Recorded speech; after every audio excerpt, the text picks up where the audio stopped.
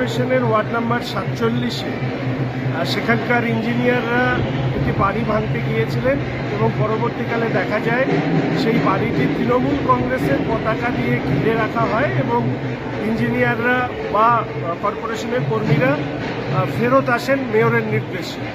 প্রশ্ন উঠছে যে তৃণমূল কংগ্রেস পরিচালিত বোর্ড তারা যখন একটি বিল্ডিং অবৈধ বলে সেটাকে ভাঙবার ঘোষণা করেন বা সিদ্ধান্ত নেন, সেটাকে বাঁচাতে তৃণমূল কংগ্রেসেরই নেতাকর্মীরা তারা সেখানে ফ্ল্যাগ লাগিয়ে তৃণমূল কংগ্রেসের সেই বাড়ি ভাঙতে বাধা দেয়। এই প্রবণতা নিশ্চিতভাবে উদ্বেগজনক। যদি কোনো কারণে কোনো বক্তব্য থেকে থাকে তাহলে তৃণমূল কংগ্রেস পরিচালিত বোর্ড এই ধরনের সিদ্ধান্ত কেন নিলেন, এই প্রশ্ন কিন্তু শহরে উঠতে শুরু করেছে। এর পাশাপাশি ওই ওয়ার্ডের কাউন্সিলরও তৃণমূল কংগ্রেসের। অভিযোগ উঠছে এই ওয়ার্ডের কাউন্সিলর সম্পর্কে যে অবৈধ অর্থের লেনদেনের মধ্যে দিয়ে তিনি বা তার সাঙ্গপাঙ্গরা এই ধরনের অবৈধ বিল্ডিংয়ের ক্ষেত্রে কিছু মানুষকে সহযোগিতা করছেন, অন্যদের ক্ষেত্রে অর্থ না পেয়ে সেগুলোকে ভাঙবার ব্যাপারে উদ্যোগী হচ্ছে।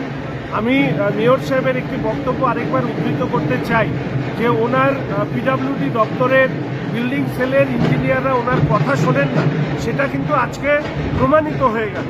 তৃণমূল কংগ্রেসের কাউন্সিলররা যারা এই ধরনের অবৈধ কাজের সঙ্গে যুক্ত, অবশ্যই এই ব্যাপারে মেয়র সাহেবের উচিত তদন্ত করে ব্যবস্থা নেওয়া।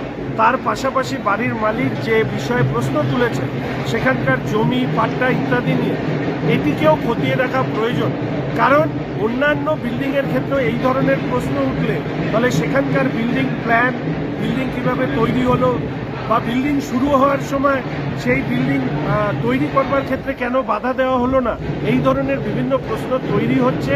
তৃণমূল কংগ্রেস পরিচালিত এই পৌর বোর্ড যে দুর্নীতির আখড়া হয়ে উঠেছে 47 নম্বর ওয়ার্ডের এই ঘটনা সেটাই প্রমাণ করে।